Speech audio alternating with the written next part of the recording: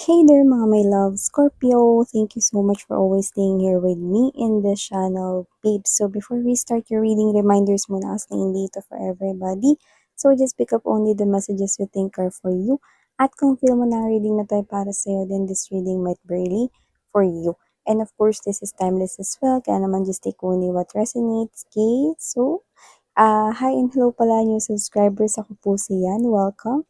At sa mga pabalik-balik kong viewers, thank you po. At kung hindi nyo pa knows, meron pa po tayong other channel. The link is down sa ating description box. So, let's go ahead mga babes. No? Alamin natin yung mga messages here for you as Scorpio. So, angels and spirits guides, thank you so much. Archangel Michael, thank you so much. Can you please show me messages for my lovely Scorpions? This is for my Scorpion people. Scorpio.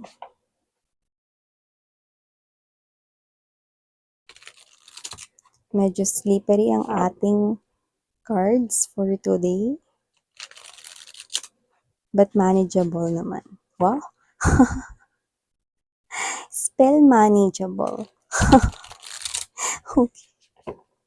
So let's see what do we have here for my Scorpio people. Scorpio. Archangel Michael, thank you so much for being present here in this reading.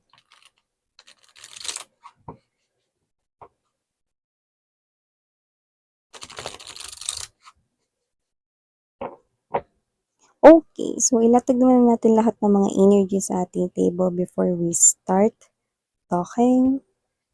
So you do have here this Five of Cups. You also have here the Queen of Coins, the King of Cups, Seven of Cups energy, the Sun, Five of Coins, Strength, Nine of Coins energy, Ten of Coins, the Hermit, High Priestess right here, and the Ace of Swords.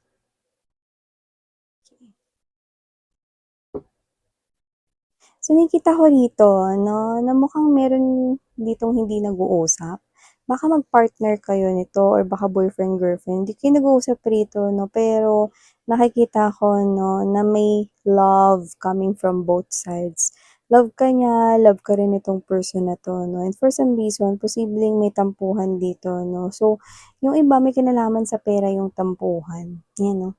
So, whatever the case may be, baka sa gastos, pag-share ng gastos, no, siguro nagkaroon ng argument or ng misunderstanding about money issues, yan, no. So, hindi kayo nag-uusap ngayon. So, nakikita ko rito na parehas nyo nami-miss yung isa't isa, no. So, nakikita ko rito na mag-uusap rin kayo because the sun is right here. At yung pag-uusap na yun, no, is magiging positibo yung magiging resulta niya. Yan, no. The sun promises optimism, no? Yun nakikita ko rito, no? Just be open, no? Sa isa't isa rito, no? Kung may hindi man rito pagkakaunawaan or meron man ditong bagay na doesn't have to be na about pera lang yan. Pero kasi yun yung nagsa-stand out. So, maaaring for a lot of you, money issue, financial issue, or baka issue sa work. Yan. Kasi hindi maganda yung parang flow ng money, no? At yun yung parang main issue ninyo. But for others, it could be any reason. Yan. Basta maging open lang kayo sa isa't isa, Scorpio, na may success po tayong nakikita dito. Okay? And also, nakita ko dito, no, na maliban dyan sa hindi kayo nagpapansinan ng partner mo, baka may pag-aaway kayo rito, no? Nakikita ko rin dito na posibleng yung iba sa inyo, parang feeling ninyo pababa ng pababa yung budget ninyo. Yan. Parang you feel like, iba ito you feel like na parang hindi sapat yung nagiging money ninyo, hindi sapat yung salary ninyo, no? So, hindi ko alam, maaaring may nadagdag kasi dito na responsibility. Posible kasi may nakuha tayo ditong parang may bagong nadagdag sa'yo eh.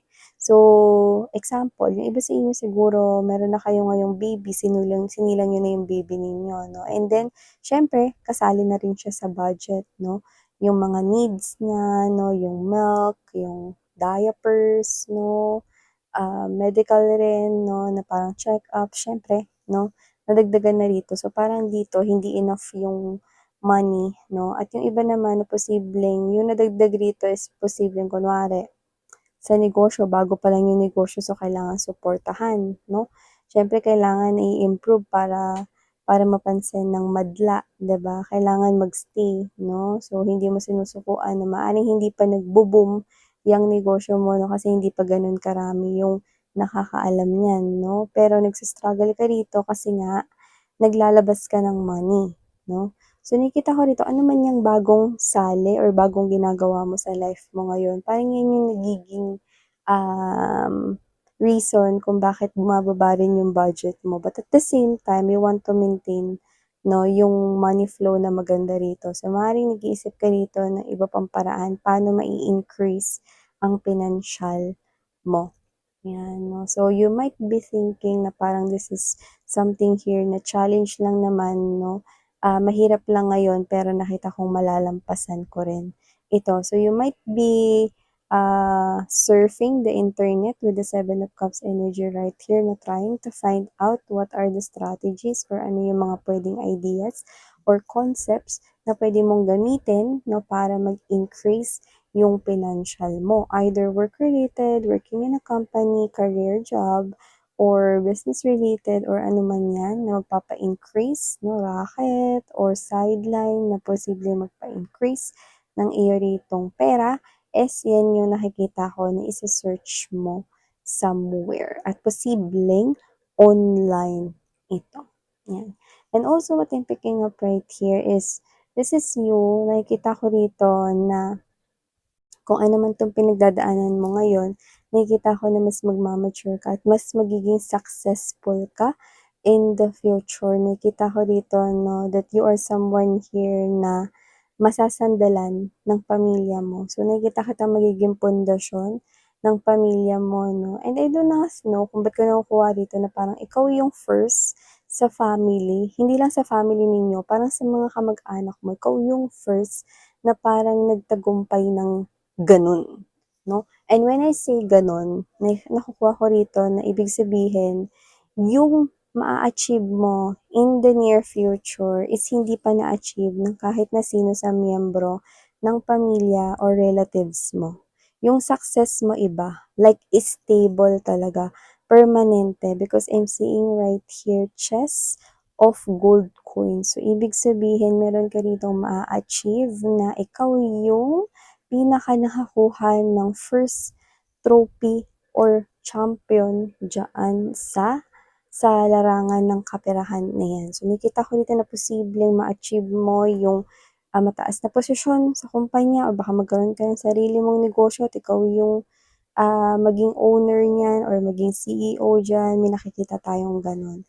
So your family is, magiging bukang-bibig ka nila sa lahat 'no, niyayabang nila dito yung pangalan mo because they are proud of you. Alam mo ba yung pamangkin ko si Scorpio, 'yan.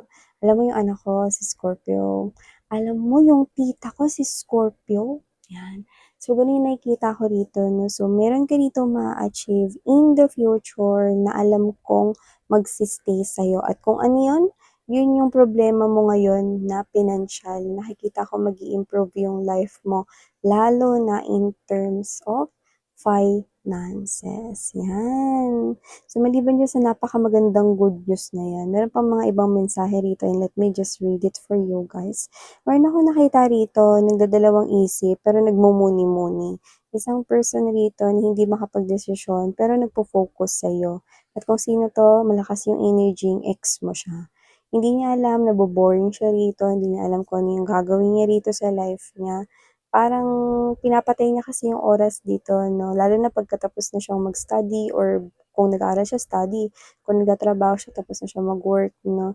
This person here is someone na parang, "Eto na yung gagawin ko, after nito manonood lang ako ng series, ng movies, kakain," 'yan 'no. Kasi alam mo kung ano yung pinakagusto niyang gawin? is maka-chat ka sana niya, mag-usap kayo. Pero ano nga naman ba ang papel niya sa life mo? Isa na lamang siya ritong ex, parte na lang siya ng nakaraan 'no. So parang ano pa yung reason bakit mo siya kakausapin, eh, isa na lang din naman siyang ex, 'di ba? So nabo-boring siya ngayon sa life niya. Hindi dahil sa fun ka nakausap or gusto niya makipag-play 'no, sa'yo ng games kundi nami-miss ka lang niya. Pero alam niya sa sarili niyang ex na lang siya. Kaya pinapatay niya na lang yung oras dito 'no, kakaisip sa inyo na pero yung totoo iniisip niya na mas maganda sana kung kausap ka niyang literal, 'yan. So yung nakikita ko sa energy niya is Scorpio. So maliban diyan nakita rin ako rito 'no, na yung parents ninyo kahit matanda na sila super lovey-dovey pa rin nila 'no. I think that is one of the clue sa mga magre-resonate ng mga viewers sa reading na ito na meron kayong parents dito and I think one is older than the other, okay, or one is younger than the other. Pero meron ditong parents na hanggang ngayon, yung love nila is so powerful for each other. And I think ikaw ito na parang mas nai-inspired ka 'no, na one day gusto ko rin ikasal sa person na maging kagaya kami ng parents ko na kahit tumanda na, mamahalan pa rin, magkasama pa rin, alam pa rin nila to have fun together, enjoy every moment, 'yan. So, yun yung nakikita ko dito. Your parents are like your role models here, especially when it comes to strong partnership and marriage, 'yan. So, maliban diyan nakita rin ako rito na meron ditong parang matagal kayong hindi nag-usap, posibleng friend mo 'to. Kasi nakita ko dito na 'pag nag-usap kayo parang wala ng katapusan. Siguro kaklase mo 'to dati o kaya siya yung lagi mong kasama 'pag recess or lunch 'no, ano man 'yan, middle school, elementary, or high school days or college days 'no. Nakita ko rito na 'pag nag-usap kayo ulit, naku hanggang madaling araw 'no, kahit may pasok pa kayo kinabukasan 'no, walang ending ang kuwentuhan. Kulang talaga yung isang araw 'no, kulang yung 24 hours para magkuwentuhan. Super mag-e-enjoy lang kayo rito, 'yan 'no. Yung puyat ka pero nag-enjoy ka, 'di ba? So, nakita kong sobrang na-miss niyo yung isa't isa. So, meron ditong person na matagal mong hindi nakita at nakausap, pero 'pag nag-usap kayo parang ayaw niyo ng ibaba yung telepono, init-init na sa tenga or yung earphones ninyo sasabog na 'no. So maliban diyan nakita rin ako dito mga bibs 'no, na meron ditong mare-receive kayo ritong mga messages, okay, coming from the divine because the hermit and the high priestess 'no ay present rito. At kung ano man 'tong mare-receive ninyong mga messages right here, be aware kasi nakikita ko rito na meron ditong desisyon na kailangan kayong gawin at itong mga mare-receive mong messages 'no ay related doon because you will be in a crossroads in there kung saan nahihirapan kang magdesisyon between two things or between two options right here. Not necessarily related to love, but it could be anything, no? Universe wants to help you. That's why Ace of Swords ay nandito because universe wants you to realize the truth. And with the Hermit right here, the universe wants you to realize something here, okay? Always go for the long term at kung ano yung mas deserving para sa'yo. Huwag mong isipin yung parang short term lang 'no, kundi isipin mo kung ano rito yung talagang mas magtatagal 'no, sa buhay mo or mas pakikinabangan mo. Either related man yan sa pera, related man yan sa love life mo 'no, so always go to whatever it is that is long term and masa-satisfied at nakokontento ka, ano man yan, okey? So always, always go and put your happiness first 'no, yun yung first things first, yan. And nakikita ko dito 'no mga babes 'no, na medyo sobrang naiinitan kayo ngayon, so keep yourself hydrated 'no. Okey lang uminom ng malamig na tubig 'no, pero hindi talaga yun advisable, okey? Kasi yung malamig na tubig sa mainit na panahon 'no is, hindi maganda rin 'no. So magandang uminom na lang ng tubig, yung tubig talaga 'no. Na galing sa galon, mineral water 'yan 'no, yung katamtaman lang, hindi naman yung as in maligamgam, yung tama lang talaga 'no.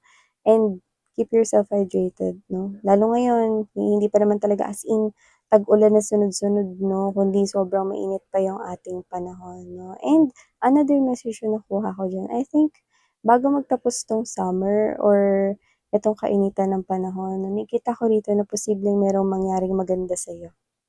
'Yan. And it will make you happy, it will create that big smile sa iyong face, ano man iyon 'no. So may good news akong nakikita rito na paparating sa inyo and for some reason nakikita ko na may kinalaman 'yan sa pag-travel, 'yan. Biyahe or travel. Okay?